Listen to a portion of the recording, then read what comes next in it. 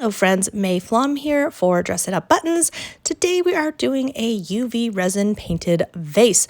My vision is to decorate this vase and paint it and get it all lovely so that we can fill it with flowers, whether real or fake.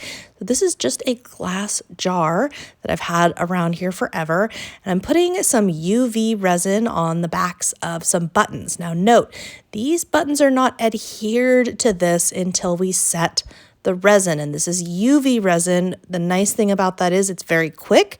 The thing you need to understand is, as you can see my butterfly sliding away there, we have to use the UV lamp to set the resin so that it will harden, and once it hardens, then it will be permanently adhered there.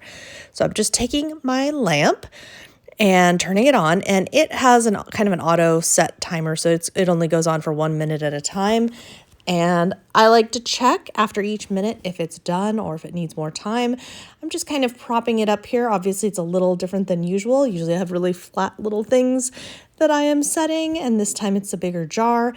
You're gonna let those set, and then you're going to repeat. So you'll turn the jar a little bit, put a few things on, because you do have to kind of work in the same space so that things don't slide off before you set them.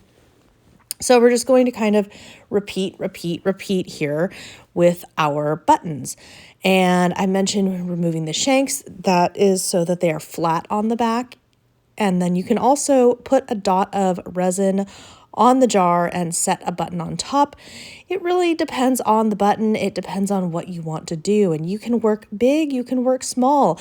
You don't have to worry about colors if you're going to do what I'm going to do, which is to paint the entire jar. You don't have to worry about cohesive colors.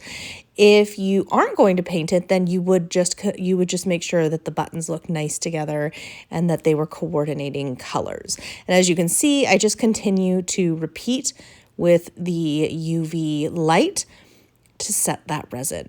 You can also do it, in this case, you can also do it from the inside because it is a clear jar. And I found kind of a mixture of sometimes inside, sometimes on the top.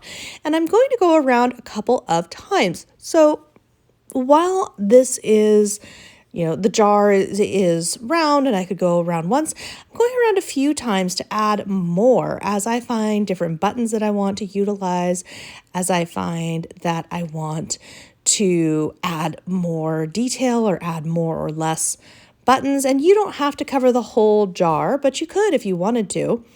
Once you're happy with it, if you're going to be painting it, which I am, and you can see all of that beautiful gold in the air there. So this is going to take time. This is the longest part of the process. This part took a couple of hours because you do need to let the layers dry in between. And it also depends on, as you can see it change, how much coverage do you want on these buttons and on this jar? How much coverage do you want? Do you want a lot? Do you want a little? You can see the difference there. This is a fairly sheer all-surface paint, meaning it takes several layers to really cover. So if I go lightly, we're still going to really be able to see the lovely, lovely color. If I go more, it's going to be, well, more gold.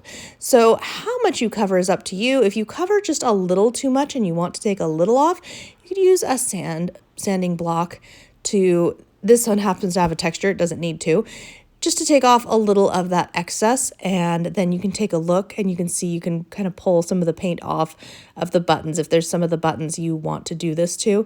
And you don't have to worry about it because they are stuck on there. Once you have set the UV resin, it is very permanent. You would really, really have to try to get that off of there. So as you can see, we're just doing a little light sanding just for fun, but you can see the colors of those buttons through, but the gold paint, the layers of that gold paint make everybody kind of play together nicely because it just tones down all the colors and makes it, I don't know, it's just so super fun. And I'm showing you here, I can hold this by the buttons. It is strong, right? So we are set, we are good to go. All that's left to do is to fill it with flowers or whatever else you might like to do, possibly gift it, and enjoy. I hope you have enjoyed this little bit different funky tutorial from me. Be sure to subscribe to Dress It Up Buttons so you don't miss any future tutorials, and tag us so that we can see what you're creating.